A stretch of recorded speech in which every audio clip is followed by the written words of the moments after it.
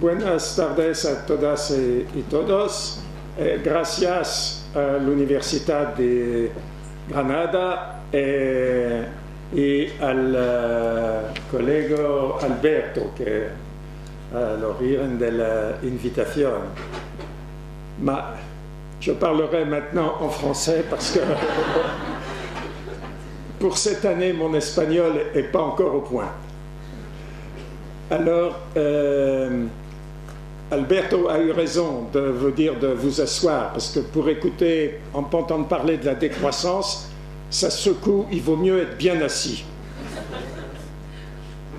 Bien, después del saludo que todos han entendido, decía que va a seguir en francés porque todavía su español no es suficientemente a punto para dar la conferencia en español y que Alberto ha hecho muy bien en pedir que se sentara todo el mundo porque para oír hablar de crecimiento mejor estar sentado antes. Vous avez en effet l'extraordinaire privilège, nous avons l'extraordinaire privilège d'assister en direct à l'écroulement de la civilisation occidentale. Nous n'avons pas eu la chance d'assister en direct à la chute de Grenade en 1492,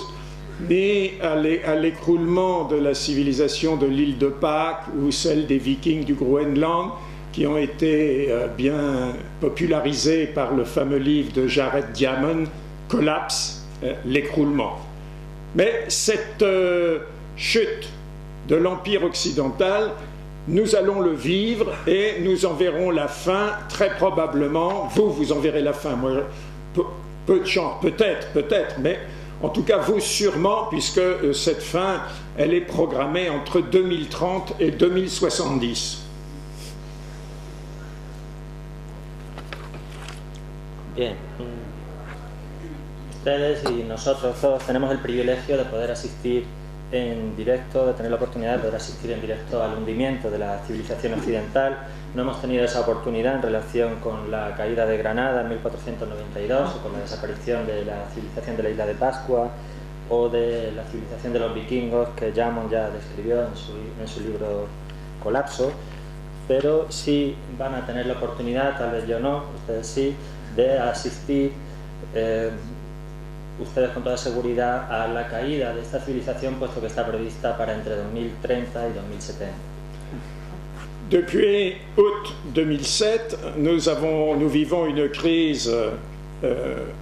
financière qui a éclaté aux États-Unis, qu'on appelle la crise des subprimes. Et nos gouvernants, en tout cas le gouvernement français, le gouvernement italien, je ne suis pas très informé sur la position du gouvernement espagnol, mais c'est assez probable, nous ont tout de suite rassurés en disant c'est seulement une crise financière et elle est seulement américaine. Et puis, le 16 septembre 2008, nous avons vu la chute d'une des plus grandes banques mondiales, Lehman Brothers, et à ce moment-là, nos gouvernants n'ont pas pu nier qu'il s'agissait d'une crise pas seulement financière et pas seulement américaine, mais d'une crise économique mondiale. Alors maintenant, ils tentent de nouveau de nous rassurer en disant mais c'est presque fini, ça reprend. C'est vrai que la spéculation reprend, mais l'emploi, non. Et la croissance, qui est le mode sur lequel nous avons vécu, nous, tous ceux qui sont nés, en tout cas depuis 1940, bon, eh bien, la croissance ne reprendra jamais, ou en tout cas jamais comme nous l'avons connue. Bien, desde agosto del año 2007 vivimos una crisis que nuestros gobiernos se precipitaron o dijeron enseguida que era una crisis financiera y una crisis que iba a afectar solo a Estados Unidos. Al menos fue lo que dijo el gobierno francés, el gobierno italiano, y no sé, no estoy muy informado, pero probablemente también el gobierno español, la crisis que empezó con las llamadas subprimes, las hipotecas basura, que se nos decía que iba a ser solo en Estados Unidos, pero un año después, en 2008, resulta que se hunde uno de los mayores bancos del mundo, el banco Lehman Brothers, y ahí ya los gobiernos no pudieron negar que no era solo una crisis financiera y que no era solo una crisis circunscrita a Estados Unidos, sino que era una crisis económica y una crisis mundial. Actualmente estamos viendo cómo nos dicen que la especulación empieza a recuperarse, no así el empleo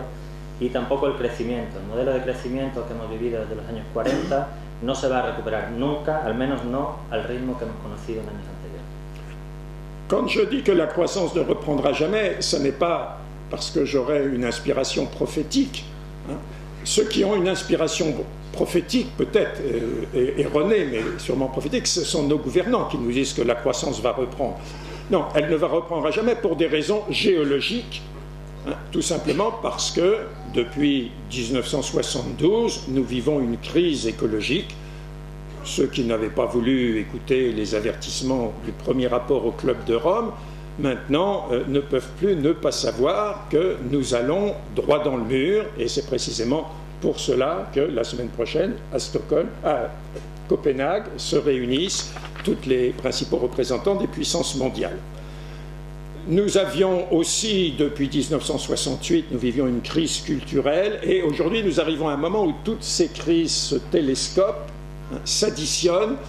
Certains parlent de crise anthropologique, d'autres de crise de civilisation. Je crois qu'effectivement, nous vivons une crise de civilisation, de la civilisation occidentale, de la modernité, de la croissance, de l'économie mondiale, c'est tout ça étant à peu près synonyme.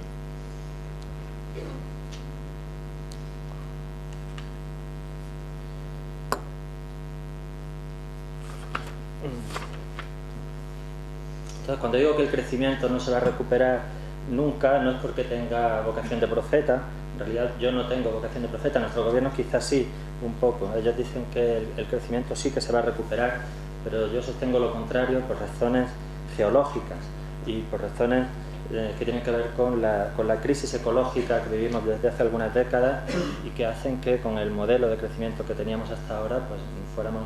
camino de estrellarnos. En realidad, la semana que viene se van a reunir en Copenhague todos los gobiernos precisamente para tratar ese tema, el tema de esa crisis ecológica que ha provocado nuestro modelo de crecimiento, nuestro modelo económico, que ha generado una crisis estructural a la que se ha sumado una serie de crisis, una crisis antropológica y una crisis de civilización, como dicen algunos, y yo estoy de acuerdo en que es una crisis de civilización, de la civilización occidental, de la civilización de nuestro modo de vida, de nuestro modelo de crecimiento y de la économie mondiale. Todos estos términos podrían ser más o menos equivalentes. Alors, comme l'a rappelé notre collègue, pendant toute ma carrière professionnelle, j'ai été économiste, mais face à une crise de cette ampleur, une crise historique, dont je ne vois de comparaison dans l'histoire qu'avec la chute de l'Empire romain. Seulement la chute de l'Empire romain, ça s'est déroulé sur quelques siècles, tandis que cette crise que nous vivons, c'est dans quelques décennies, voire quelques années. Il ne suffit pas d'être économiste, au contraire, même économiste, ce n'est pas très conseillé pour comprendre ce genre de choses subtiles. Il vaut mieux être philosophe, anthropologue, politologue.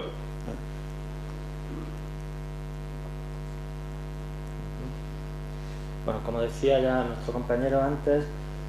yo he sido durante mi carrera economista y sin embargo me he dado cuenta de que frente a una crisis de la magnitud de la crisis que vivimos actualmente, que es una crisis que no es comparable más que a la crisis del Imperio Romano, con la diferencia de que la crisis del Imperio Romano duró siglos y esta pues,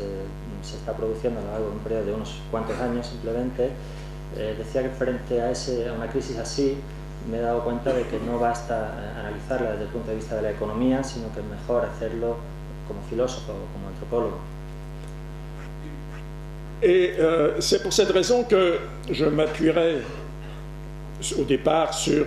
une pensée d'un des plus grands philosophes de notre temps, Woody Allen. Woody Allen nous dit « L'humanité est arrivée à la croisée de deux chemins, l'un porte à la disparition de l'espèce, l'autre au désespoir total. » Et il ajoute « J'espère que l'humanité saura faire le bon choix. » Bien, et por tanto me voy a apoyar en uno de los mayores filósofos de nuestros tiempos, que es Woody Allen, y Woody Allen decía que la humanidad se acerca a un camino donde tiene que elegir entre dos vías, una que lleva a la desaparición de la especie y otra que lleva a la total desesperanza y que espera que la humanidad sepa encontrar el mejor de estos dos caminos. Alors, il faut prendre très au sérieux cette boutade de Woody Allen. C'était très exactement la situation où nous sommes. Une voie, c'est celle sur laquelle l'Occident s'est engagé depuis quelques siècles avec la naissance du capitalisme, de la modernité, bon, et surtout, plus récemment, de la société de consommation, c'est la société de croissance, et c'est cette voie qui mène non seulement à la disparition de notre espèce, mais même, d'après les experts, à la 6e extinction des espèces, donc quelque chose de encore beaucoup plus grave.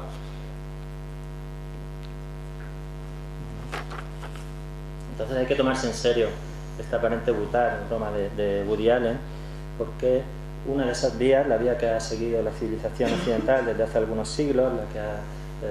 marcado el camino del capitalismo, de la modernidad o de la sociedad de consumo, esta sociedad del crecimiento, llevaría no solo a la desaparición de nuestra especie, sino, según los expertos, a la 6ª extinción de especies en la historia del planeta.